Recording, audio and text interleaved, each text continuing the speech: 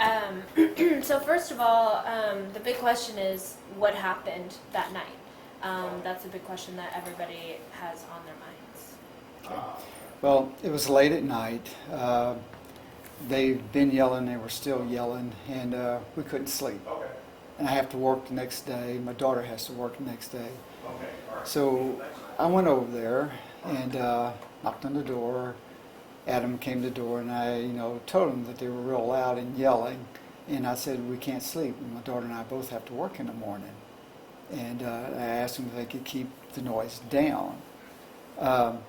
Walked back to the rain, back to my house. No sooner I got into the house, they just start yelling just as loud, if not louder, than they were before.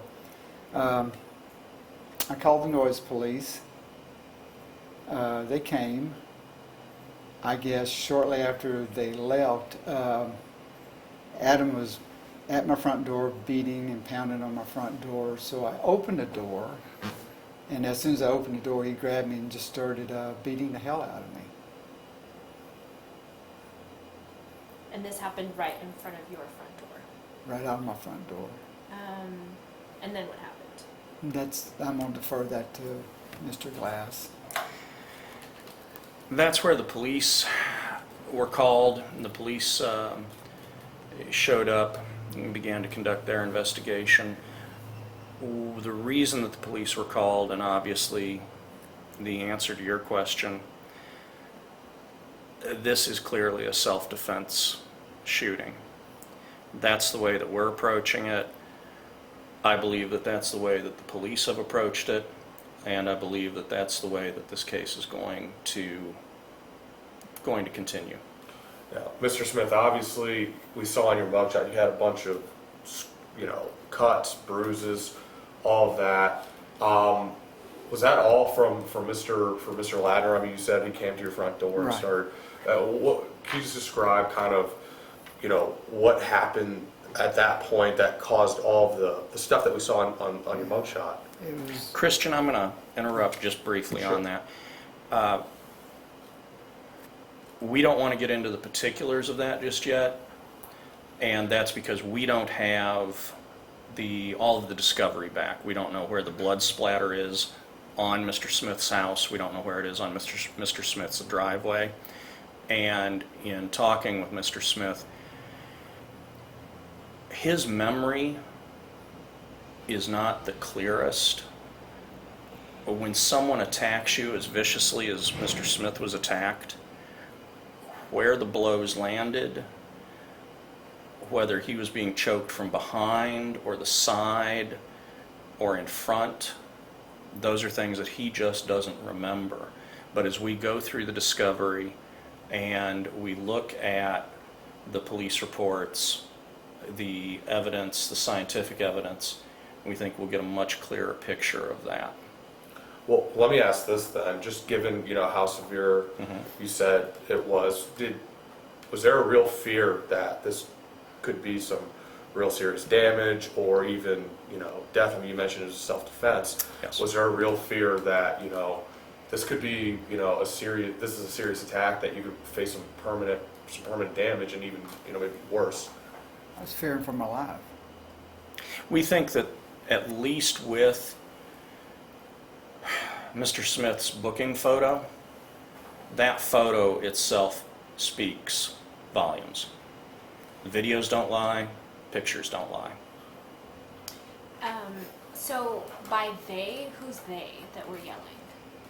The Ladners. The Ladners, okay. And again, we don't know. That family had recently moved in, is our understanding. So the Smiths weren't sure who was at that residence that night. That's not something that we know. Was it just like a party going on, and was there drinking involved? Do you know? Don't know, but that is absolutely a terrific question and something that we're going to be investigating further. Mrs. Smith, where were you where this all happened? What do you remember from that night? Well, my daughter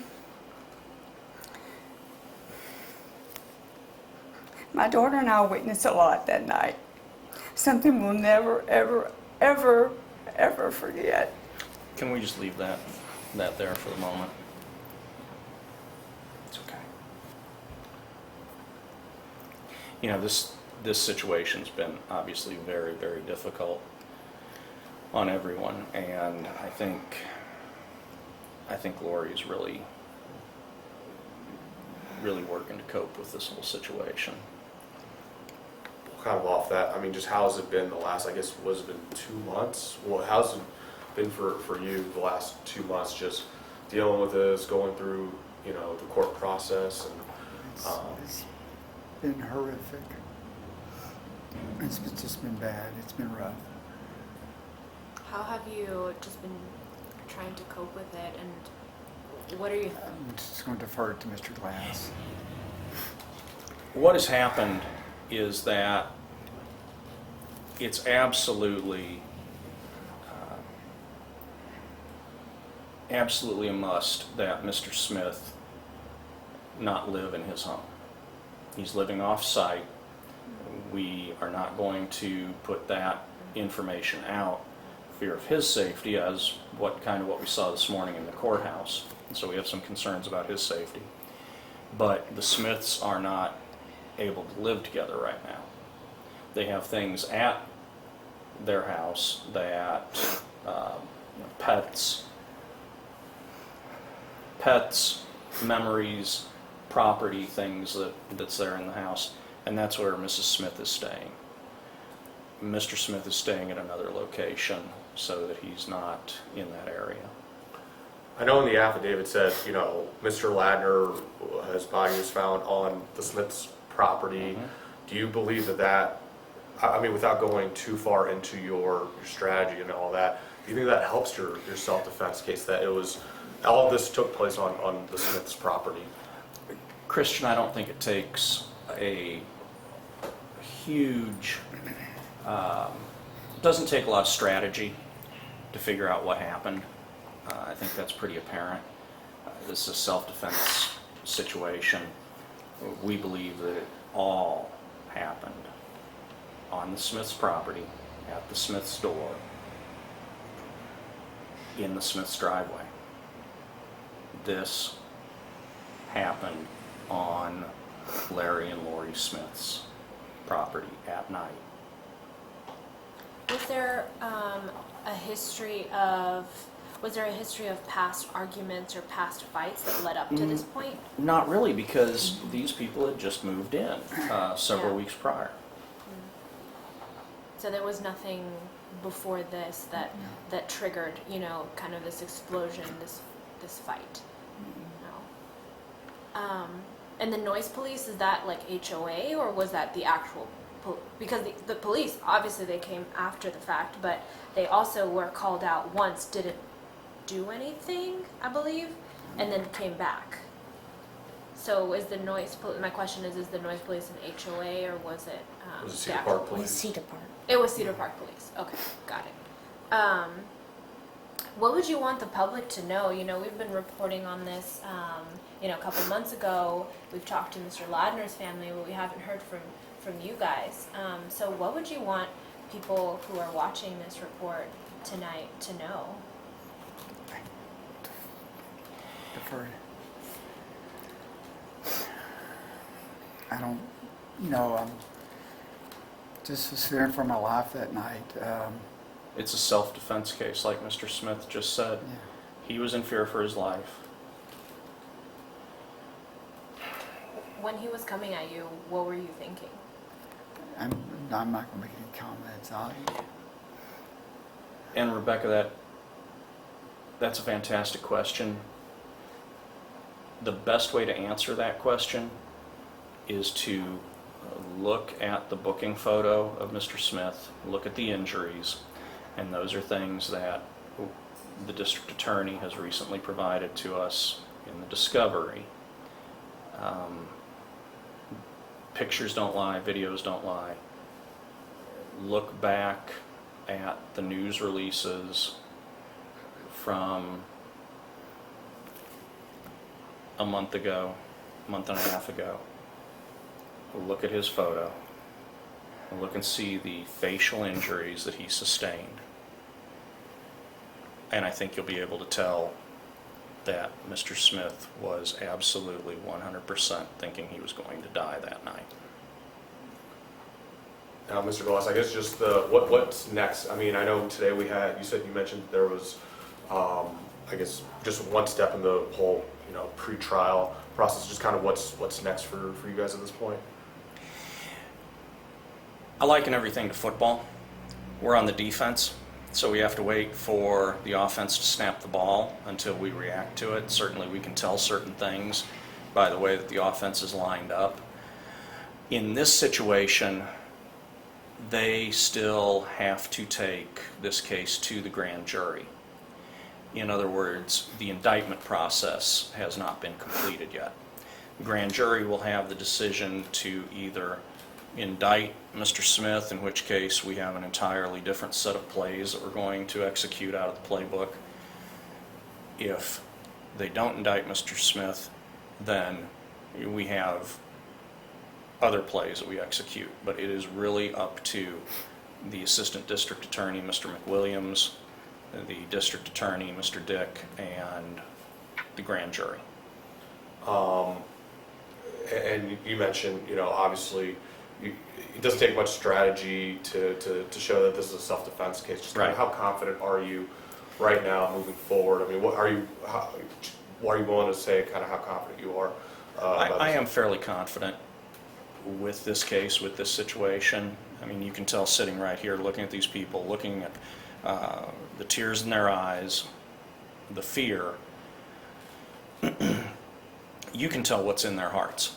Just like looking at the booking photo of Mr. Smith. Picture doesn't lie. This video doesn't lie. What I suspect will happen along with the indictment process, and it's a process. It's something that is going to happen and happens routinely in every case like this. I believe that the district attorney will issue subpoenas for Mrs. Smith and for their daughter, and we will make sure that they comply with those subpoenas and that they testify in front of the grand jury. We also believe that Mr. Smith will either testify in front of the grand jury or will make a statement available, a sworn statement available to the grand jury that Mr. McWilliams can present to the grand jury. So that will help the grand jury make its decision. I know that this is extremely hard for you, Mrs. Smith, but I'm sure you're just standing by your husband throughout all of this. My daughter and I are the only witnesses. And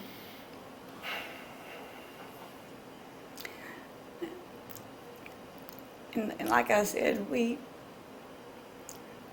want to be able to just share that with everybody, but there's a time and a place for that. And when it happens, we will. And currently, they have to blame their attorney because I've told them, don't share anything with anyone. So it's not that they don't want to, it's that the legal system does not encourage people to, make statements or do things unless it's in front of the court, unless it's where people can look at a situation and make a decision, an informed decision. Right. Well, I understand that, and thank you for meeting with us anyways. We appreciate it. Yes, ma'am. You know, Thank you. we really appreciate it.